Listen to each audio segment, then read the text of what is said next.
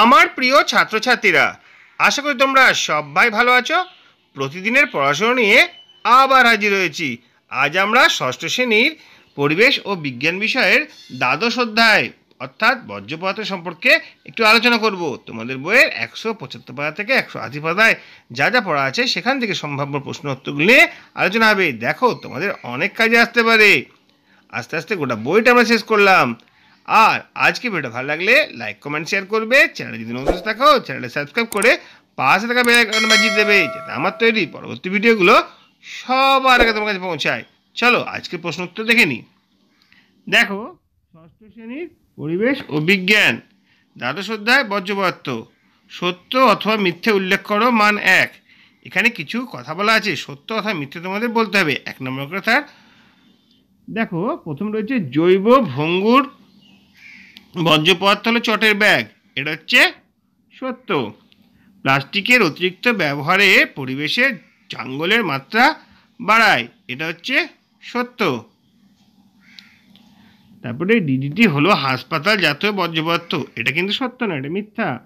পশু পাখির মল দিয়ে সার তৈরি করা যেতে পারে, এটাও সত্য।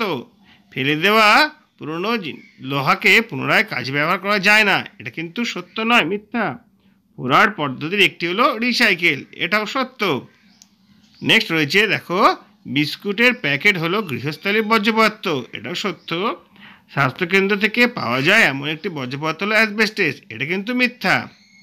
তারপরে 9 নম্বরটা রয়েছে তাপবিদ্যুৎ কেন্দ্রজাত বর্জ্য পদার্থ ফ্লাই অ্যাশে বর্তমান ইট ব্যবহার করা হচ্ছে, এটা সত্য। আর অ্যাসিড বৃষ্টিকে লেক কিলার বলা হয়, এটা হচ্ছে সত্য। এরপরে দেখো, সংক্ষিপ্ত উত্তরধর্মী কিছু প্রশ্ন, তার উত্তর লেখা রয়েছে।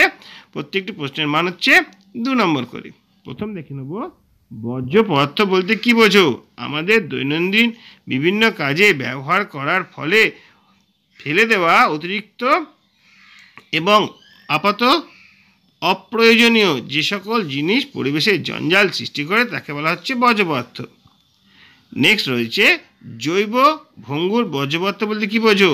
যে সমস্ত বর্জ্য পদার্থ অণুজীব দ্বারা বিয়োজিত হয়ে খুব তাড়াতাড়ি মাটিতে মিশে যায় তাদের জৈব ভঙ্গুর বর্জ্য পদার্থ বলে, যেমন সবজির খোসা, চটের ব্যাগ প্রভৃতি।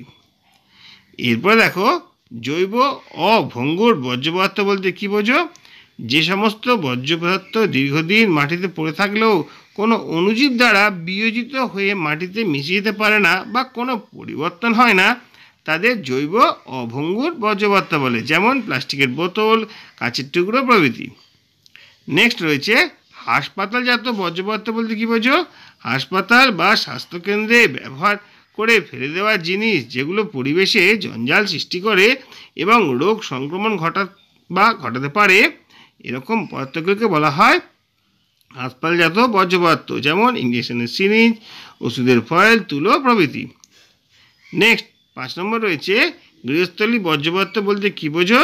বাড়ির বিভিন্ন কাজে ব্যবহার করার পর অতিরিক্ত এবং আপাত অপ্রয়োজনীয় জিনিসপত্র ফেলে দেওয়া হয় তাদের গৃহস্থলী বর্জ্য পদার্থ বলে, যেমন পেনের খালি রিফিল, ভাঙা বোতল, পুরনো সংবাদপত্র ইত্যাদি। নেক্সট রয়েছে রান্নাঘরে বর্জ্য পদার্থ কি?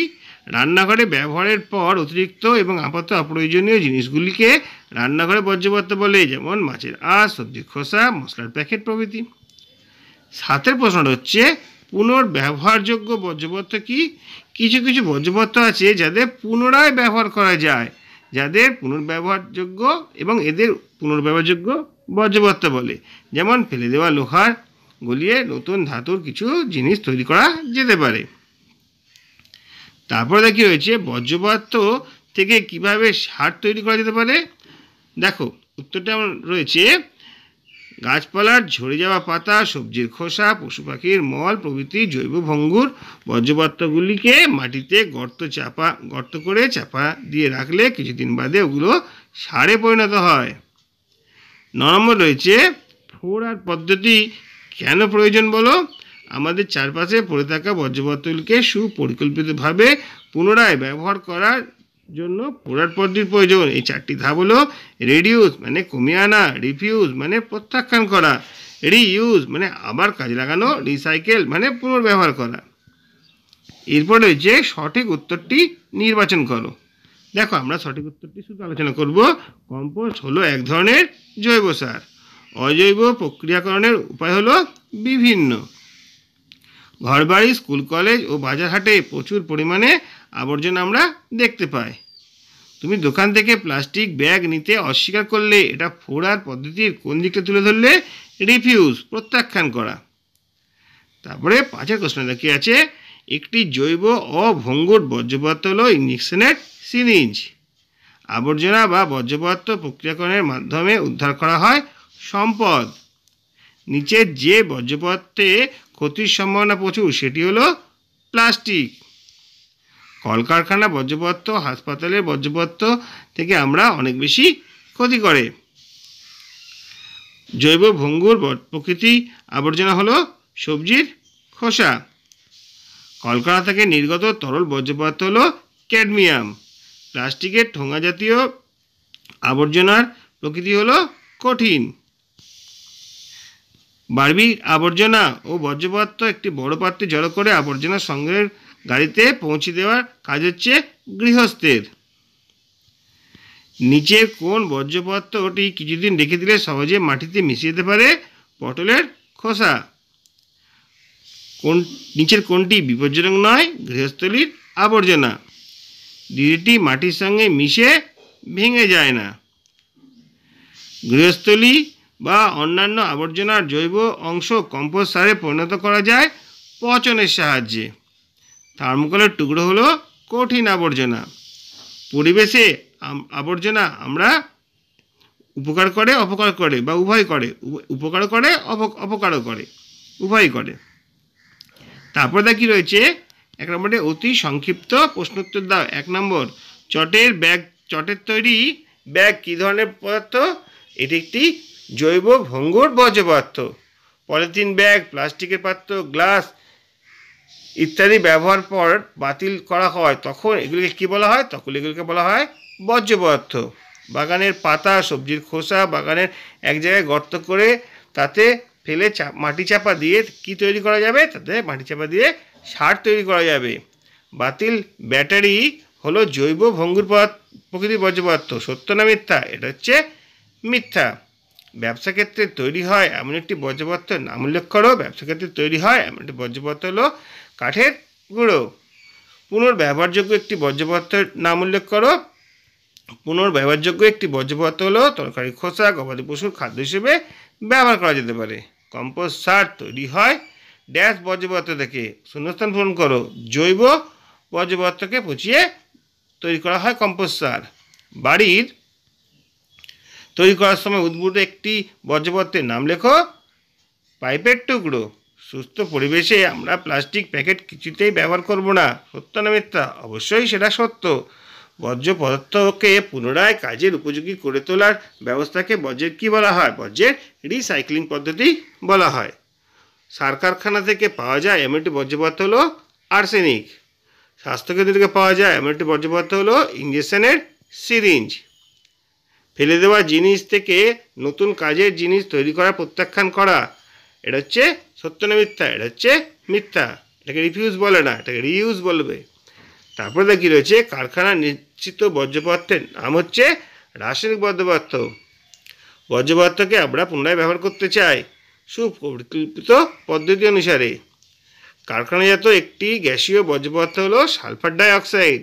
বাতাসে ভাসমান ধূলিকণা কঠিন প্রকৃতির বর্জ্য পদার্থ। নেক্সট রয়েছে আধুনিক সভ্যতার একটি উপকারী বর্জ্য পদার্থ হলো প্লাস্টিক। সত্য না মিথ্যা? অবশ্যই এটি মিথ্যা।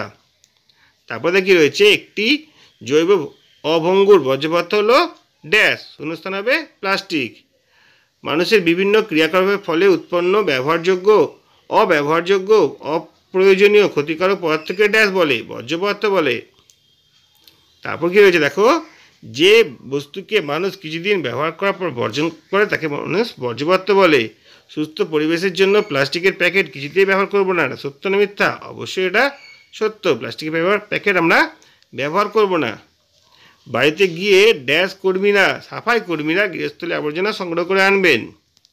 এরপর দেখো একটু প্রশ্ন আছে, এগুলো একটু বড় বড়। 2 নম্বরের কোশ্চেন, ক্রমশ ভেঙে মাটির সঙ্গে মিশ্রিত হয়ে যায় এমন কতগুলি বর্জ্যপদার্থের নাম লেখো। সবজির খোসা, কাগজের টুকরো, খড়, কাপড়ের টুকরো। রিসাইকেল বা পুনর্বর্তন পদ্ধতিতে ব্যবহার করা যায় এমন দুটো পদার্থের নাম লেখো।